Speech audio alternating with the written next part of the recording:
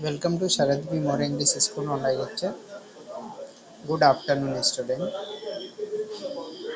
Till now, I have finished the three lessons.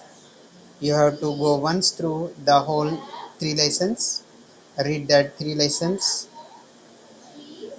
properly. अच्छे से उसको read करो. By heart the hard words of that three lessons. Today I will start the lesson number 4. Nutrition in the living organisms. Nutrition in living organisms. Now you are well aware that living organisms include the plants as well as animals.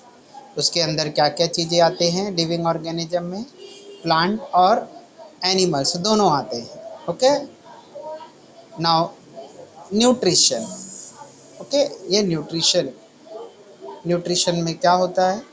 Food is taken inside the body and that food is processed, then the useful ingredients are separated from that food and that food is utilized for the energy production.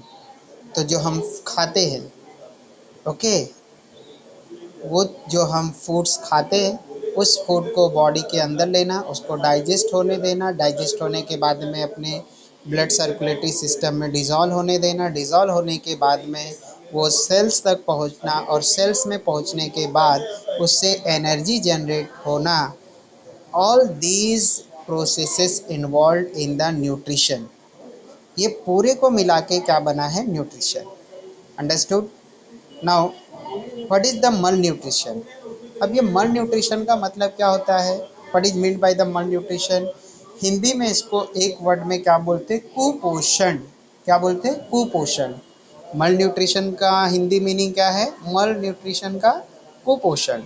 When anybody do not get the food that have all necessary ingredient in it called the malnutrition. malnutrition. Okay. जब भी किसी person को food के all ingredients food में नहीं मिलते हैं, कमी रहती है, तो हम क्या बोलते हैं? malnutrition. Okay. Now what are included in the food? Which ingredient should be in the food? Food में कौन कौन से इंग्रेडिएंट होने चाहिए? Now in excess quantity carbohydrate. Carbohydrate होना चाहिए. नेक्स्ट थिंग उसमें क्या होना चाहिए? प्रोटीन होना चाहिए, फैट्स होना चाहिए, विटामिन्स होना चाहिए एंड मिनरल्स होना चाहिए एंड वाटर. ये six things should be included in our food. And if any of these ingredient lacking, then that person is malnutrited. अगर ये 6 में से कोई भी चीज़ की कमी है उस फूड में, तो उस पर्सन को क्या हो सकता है? malnutrition हो सकता है. क्लियर हो गया? Which are the ways to prevent the malnutrition? कौन से तरीके हैं जिससे हम malnutrition से बच सकते हैं? तो हम लोगों को क्या लेना चाहिए? Balance diet. तो balance diet include all the ingredient that I have mentioned earlier one. जो मैंने अभी जस्ट बताया आपको कि carbohydrate, protein, fat, vitamin, mineral and the जो है हम लोगों वाटर, ये सब चीज़ें प्रॉपर अमाउंट में होना चाहिए. तो ये अगर है तो malnutrition से बच सकते हैं.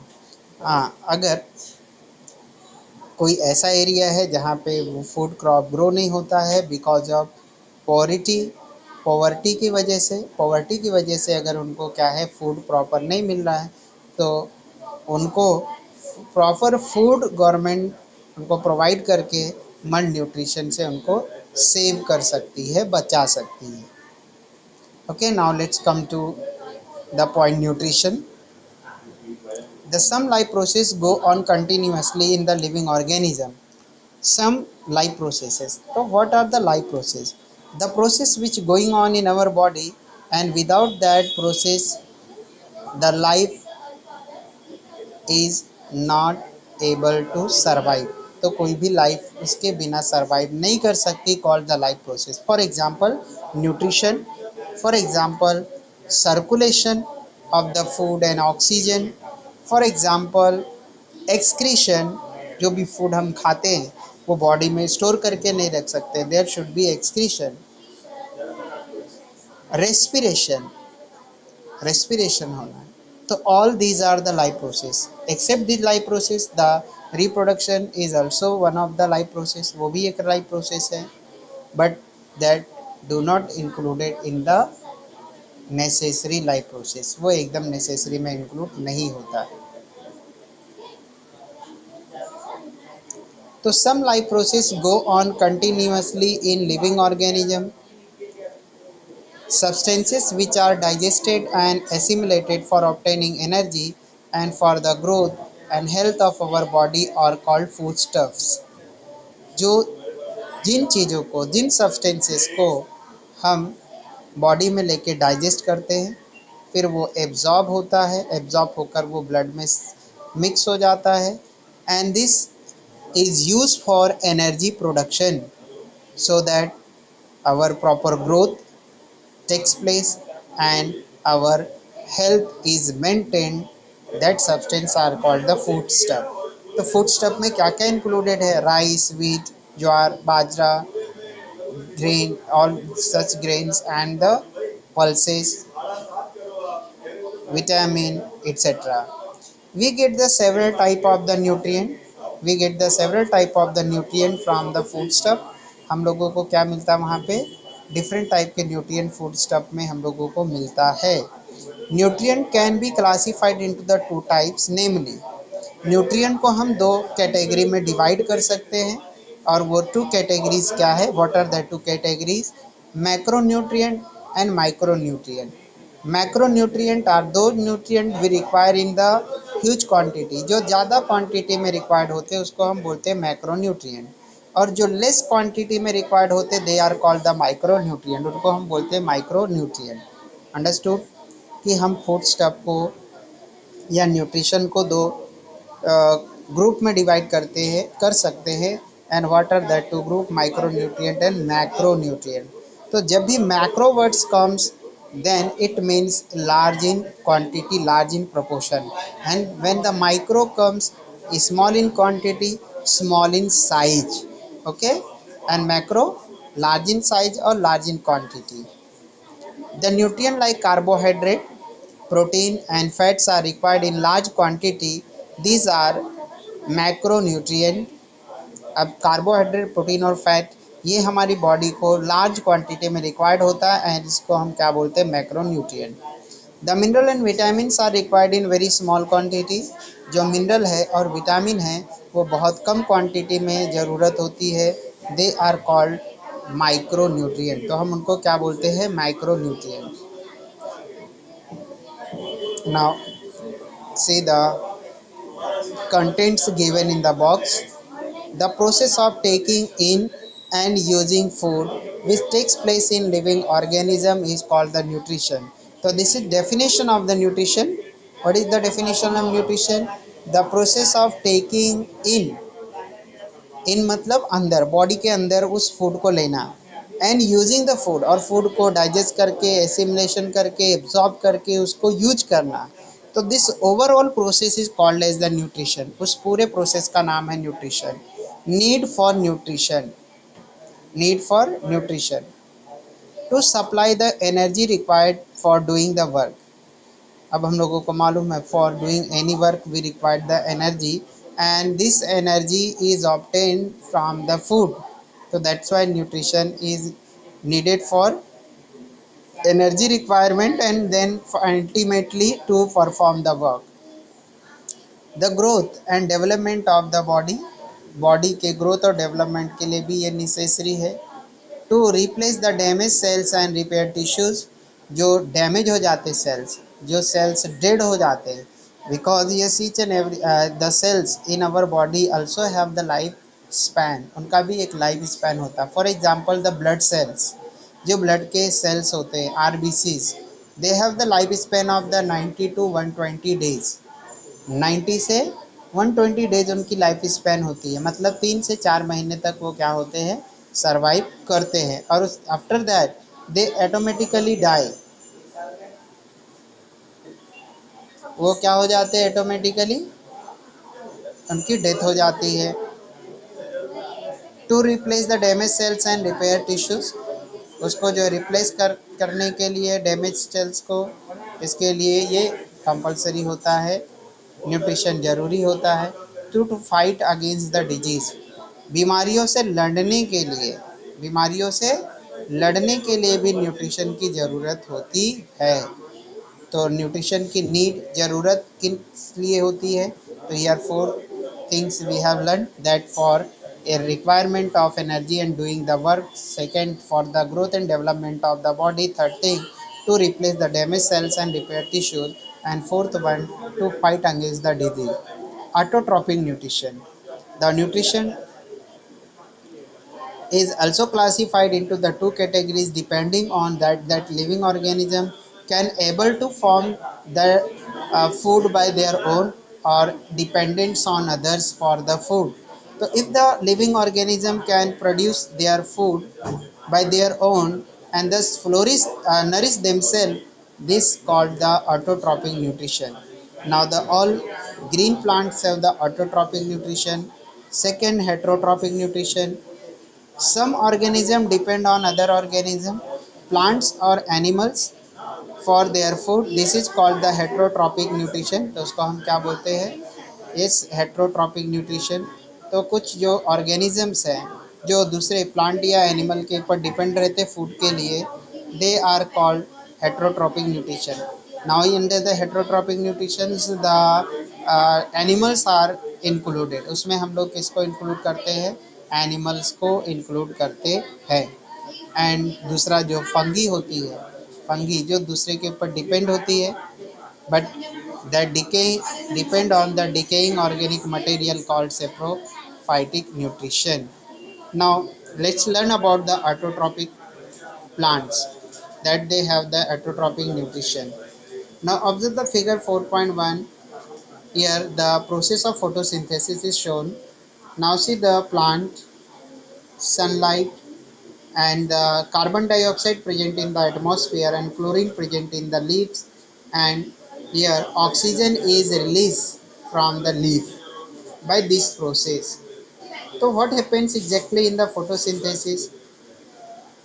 The chlorophyll present in the leaves of the plant utilizes that chlorophyll and to absorb the sunlight, sunlight को absorb करने के लिए chlorophyll यूज करता है, यूज होता है। And the root help in absorption of the water and mineral, वो जो है यहाँ से वाटर और मिनरल एब्जॉर्ब होके उस लीफ तक पहुँचते हैं। क्लोरोफिल सनलाइट की हीट को एब्जॉर्ब में है करता है, उसमें हेल्प करता है। And the raw material carbon dioxide taken from the atmosphere, कहाँ से उसको हम लोग को ऑब्टेन होता है? एटमॉस्फेयर से। And utilising all this raw material the carbon dioxide is converted into the glucose, उसको हम लोग किस में कन्वर्ट कर देते हैं? प्लांट ग्लूकोज में कन्वर्ट करता है।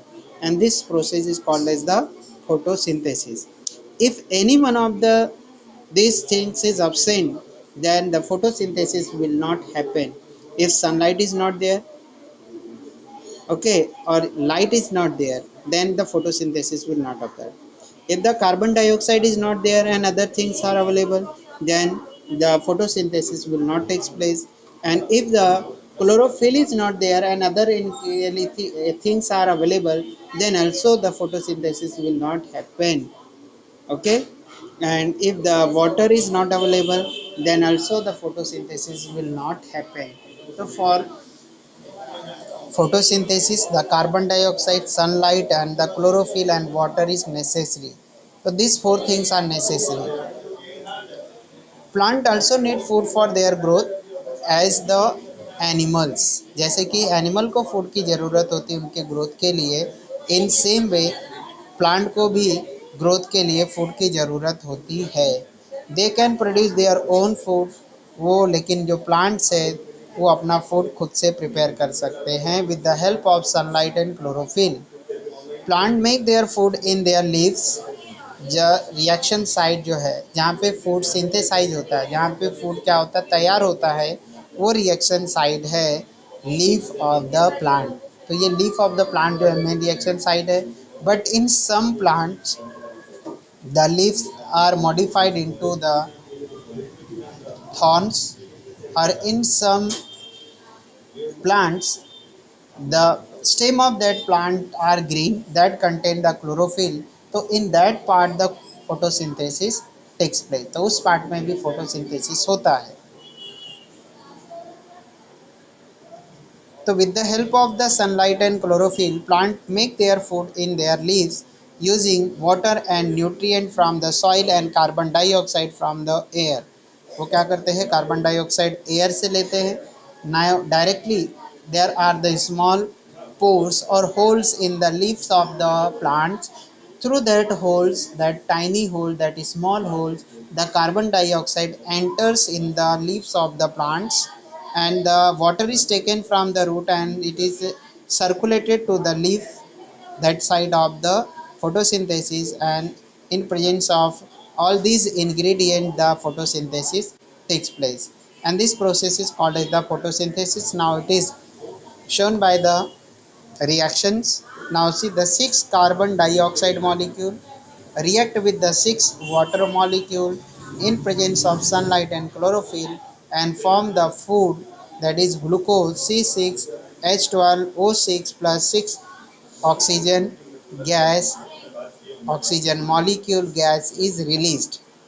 तो क्या होगा यहाँ पे, जो केमिकल्स है, कौन कौन से केमिकल्स है, carbon dioxide and water, and the chemicals which are form glucose and oxygen. यहाँ पे ऑक्सीजन और ग्लूकोज ये दोनों प्रोडक्ट फॉर्म होते हैं, एंड रॉ मटेरियल क्या है, carbon dioxide and water.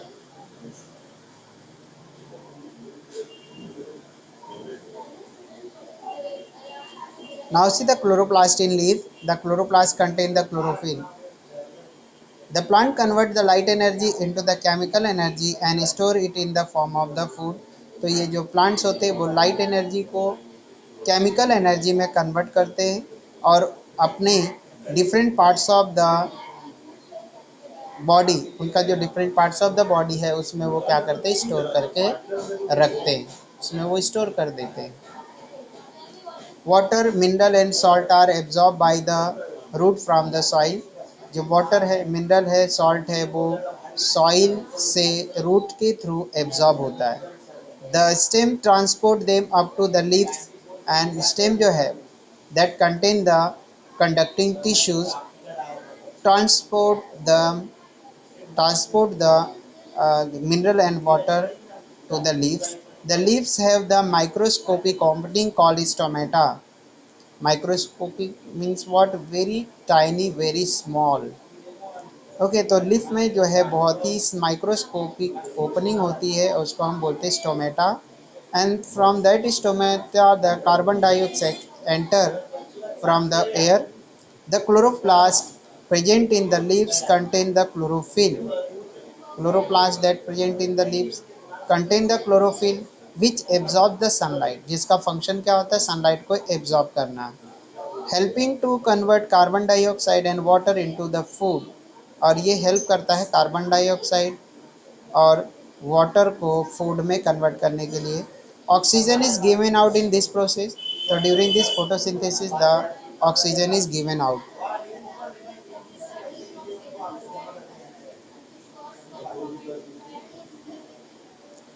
Besides leaf, photosynthesis takes place in the some other plants like green stem too. तो लीफ के अलावा, बिसाइड लीफ, बिसाइड का मतलब लीफ के साथ साथ ये जो है फोटोसिंथेसिस ग्रीन स्टेम्स में भी होता है प्लांट के, एज दे कंटेन क्लोरोफिल, जैसे कि वो जब क्लोरोफिल कंटेन करते हैं then. Transport system in the plant. Transport system in the plant. Now see the plant here, these are the roots of this plant. Now the stem and leaves in branches. Now here section of the root is taken, here section of the stem is taken, and here section of the leaf is taken. The take a pumpkin stem having the 2-3 leaves. अब आपको क्या करना है, यहाँ पे एक pumpkin, pumpkin का मतलब क्या होता है, कद्दू, कोहड़ा, ठीक है. तो क्या करना है, take a pumpkin stem having the 2 to 3 leaves. ऐसा पंपकिन का स्टेम लेना है जिसमें 2 से 3 स्टेम हो. Cut it under the water with the sharp blade. और उसको क्या करना है, उस स्टेम को वाटर के अंडर शार्प ब्लेड से कट करना है. Take some water in the conical flask and add 7 to 8 drop of ink to it. अब हम लोगों को conical flask में water लेना है और उसमें 7 to 8 drop ink डालना है. Put the pumpkin stem vertically in the flask, और फ्लास्क में क्या करना है, आपको pumpkin के stem को vertically रखना है. Observe the change that takes place in it and discuss them in the classroom. तो क्या चेंजेस होता है वो आपको डिस्कस करना है. ओके, तो कैसा अरेंजमेंट करना था student. Now see you have to take a conical flask. आपको एक कॉनिकल फ्लास्क लेना है. ओके, क्या लेना है, कॉनिकल फ्लास्क. तो कॉनिकल फ्लास्क का शेप इस तरह का होता है. ओके, कॉनिकल फ्लास्क ले लिया. Now here you have to take the water. यहाँ पे क्या लेना है, कॉनिकल फ्लास्क में water. Suppose I have taken water up to this level. Now we have to add the 7 to 8 drop ink. अब इसमें क्या डालना है, हम लोगों को क्या पोर करना है. ओके, इंक, क्या डालना है, ink. When you add the ink, जब इंक इसके अंदर हम लोग ऐड करेंगे तो this will become blue in colour. एकदम ब्लू हो जाएगा, इंक का कलर ऑब्टेंड हो जाएगा. जो ये वाटर हो जाएगा इट विल बिकम कलरफुल, ये कलरफुल हो जाएगा. Now you have taken the stem of the pumpkin. यहाँ पे क्या है, पम्पकिन का स्टेम है. ओके, यहाँ पे उसके क्या है, 2-3 लीव्स हैं. क्या है, पम्पकिन के लीव्स हैं. Now you have to put this pumpkin inside this colored water. अब पहले इंक डालने के बाद क्या हो गया, उसका कलर चेंज हो गया. अब इसके अंदर हम लोगों को क्या ऐड कर देना है, पंपकिन का जो रूट है, सॉरी स्टेम है, उसको इंसर्ट कर देंगे. एंड इसको यहाँ पे उसके लीव्स है, अटैच है. तो व्हाट विल हैपन, क्या दिखाई देगा आपको कि जो इसका जो ये स्टेम पार्ट है वो क्या हो जाएगा, डार्क हो जाएगा, डार्क दिखाई देगा आपको. उसके अंदर आपको पम्पकिन के रूट के स्टेम में आपको क्या दिखाई देगा, colour of the ink, ink का कलर दिखाई देगा. तो what happens exactly here, the water is transported through the stem of that pumpkin. वो पम्पकिन के थ्रू क्या होता है, उसका स्टेम उसको ट्रांसफ़र करता है. The transport system of the plants consist of the xylem and phloem. जो ट्रांसपोर्ट सिस्टम होता है प्लांट में वो दो है. First one is the xylem and second one is the phloem. The xylem transport the water and the mineral, and the phloem transport the food synthesized in the leaves. The transport system of the plant consists of the two system, xylem system and phloem system. The xylem transport the mineral and water from the root to all aerial part of the plant. Now aerial part, the part which is above the soil, जो soil के ऊपर का part होता है, that part is called the aerial part. तो now xylem is responsible for carrying the mineral and water from the root, from the soil through the root to all aerial part. all aerial part में उसको supply करना उसका काम है. Okay, now the phloem transport the food. अब food में क्या form हुआ यहाँ पे, glucose, from the leaf to other part of the plants where it is either consume और स्टोर्ड. तो फ्लोएम का काम है लीफ से जो फूड सिंथेसाइज हुआ लीफ में वो different parts of the plant में कैरी करना और वहाँ पे उसका यूज़ होता और इट इज़ स्टोर्ड देयर, या तो वहाँ पे वो स्टोर्ड हो जाता है. Through the plants have the transport system, sorry, though the plant have the transport system, they do not have the separate digestive और excretory system.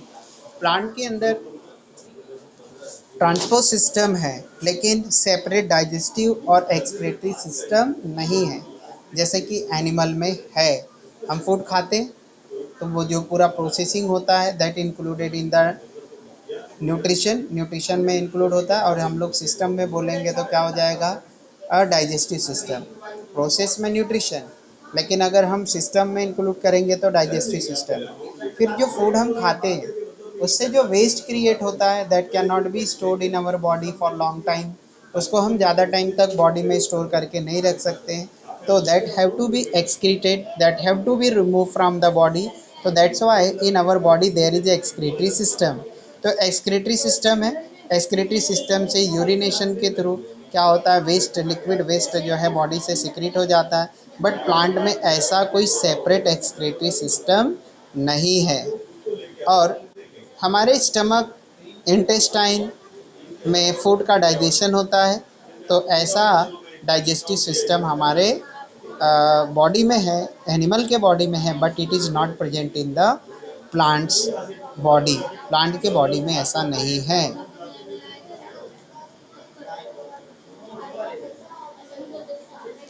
Let's recall which are the different substance excreted by the plant and why. Different type के substances जो plant excrete करते हैं और क्यों। Because जो waste material है that can not be store for a long time in the plant also, तो that's why it is excreted, इसलिए उसको क्या करना पड़ता है, एक्सक्रीट करना पड़ता है। अंडरस्टूड। और जो वेस्ट मटेरियल है, waste materials are secreted in the form of the gum, in the form of the latex, जो white latex, when you break the leaf of the banyan tree, so you find that there is there is latex, white latex that comes out. So that latex is nothing but the waste material of that plant, उसका वो waste material होता है। You have seen the glue like sticky material on the stem or branches of the plants. That sticky material are also the waste material of that plant, वो उसका waste material होता है। And उसके बाद में कैसे वो क्या करते हैं, अपने वेस्ट को रिमूव करते हैं by removing the leaf, okay, by shedding off the leaf. जो शेडिंग होता है लीफ का, उस लीफ के शेडिंग की वजह से भी जो वेस्ट मटेरियल रहता है वो उसके साथ में गिर जाता है, उनकी बॉडी से सेपरेट हो जाता है।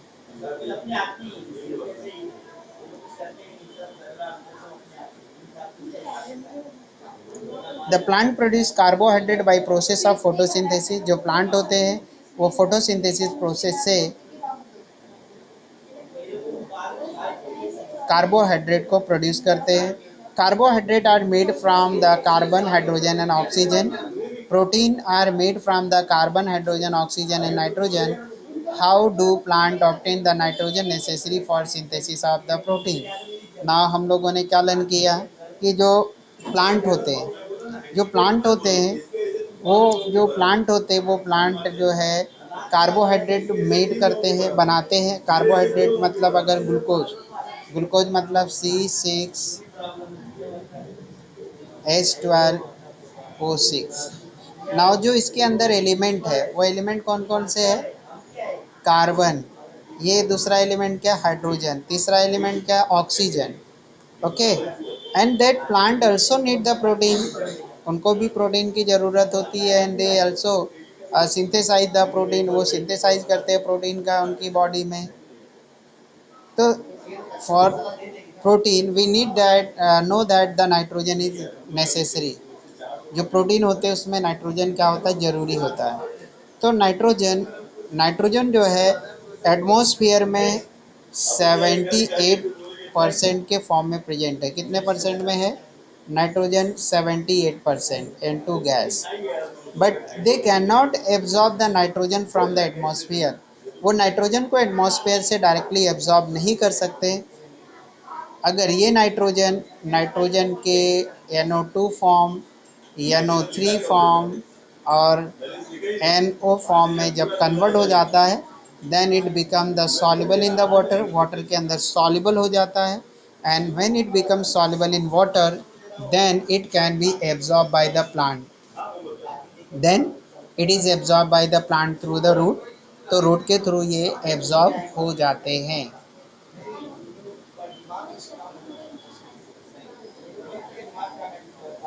Air contain the gaseous nitrogen, however plant cannot utilize the gaseous nitrogen, it need to be fixed it need to be fixed, इसकी ज़रूरत होती है इसको फिक्स करने की, and converted into the different compounds. The fixation of nitrogen occurs by biological and atmospheric method. और ये nitrogen का जो फिक्सेशन है ये दो तरीक़ों से कंप्लीट होता है नेचर में। First one is called biological fixation and second is called as the atmospheric method of fixation of nitrogen.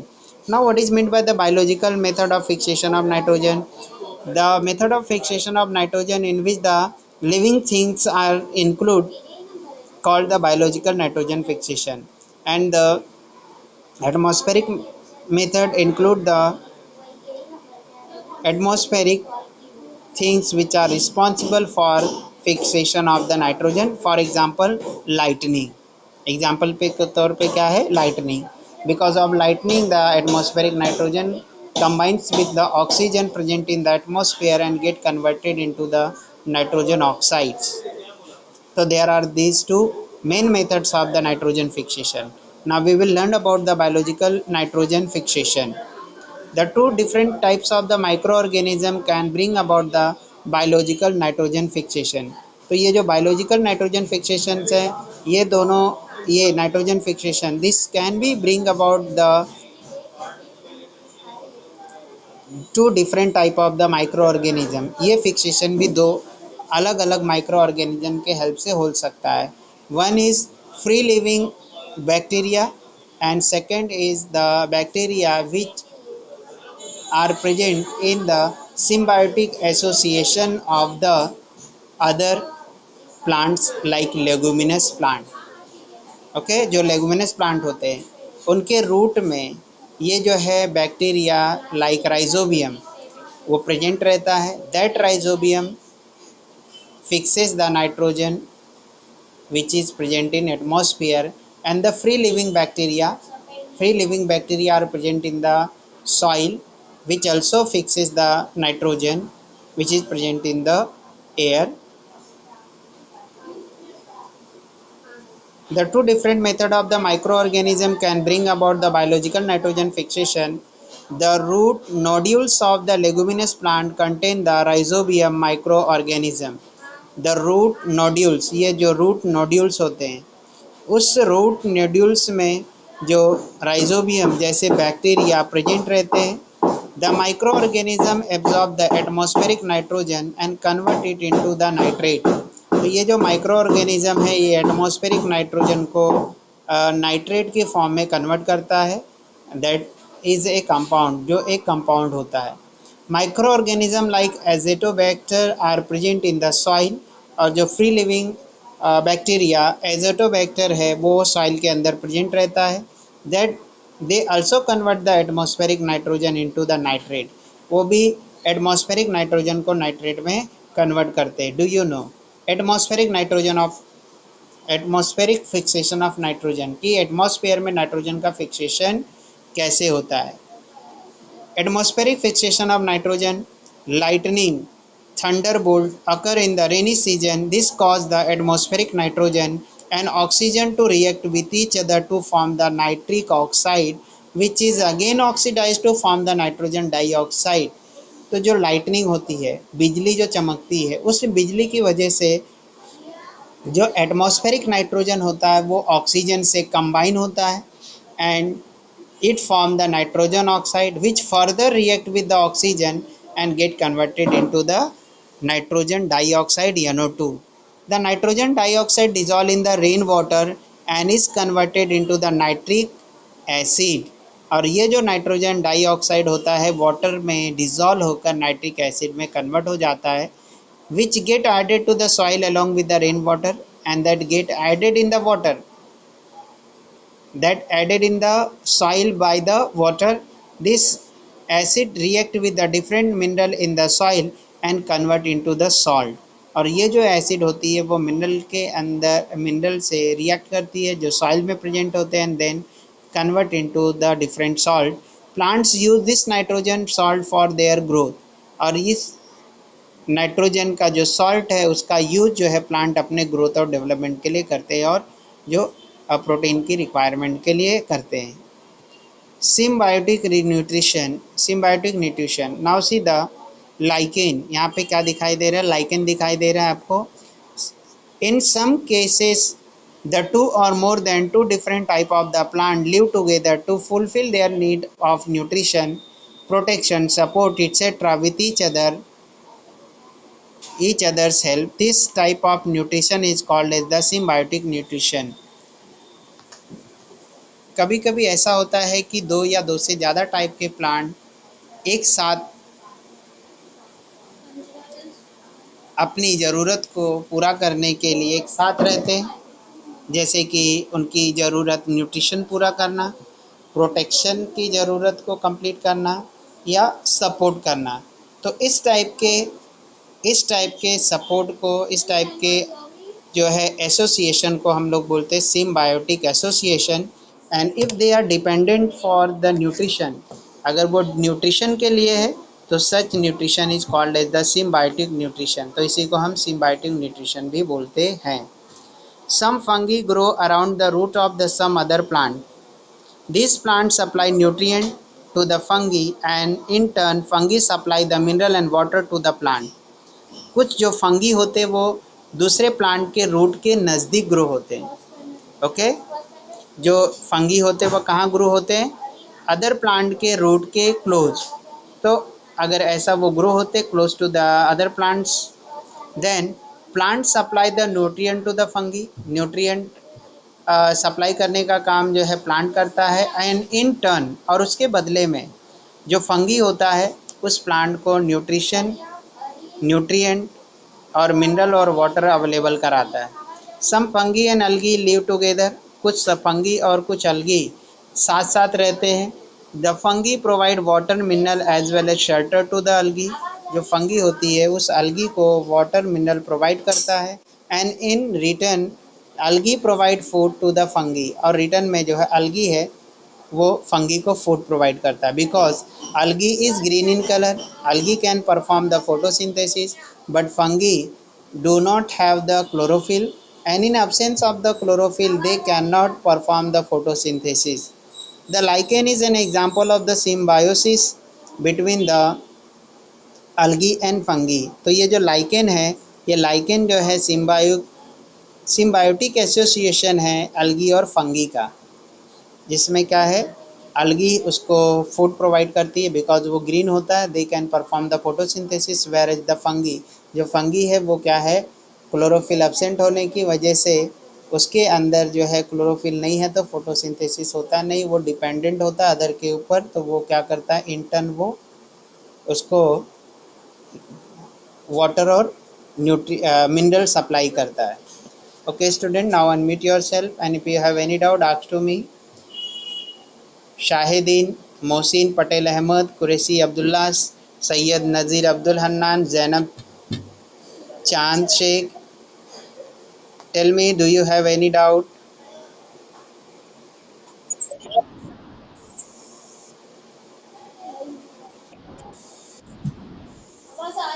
Okay, now I am ending the meeting.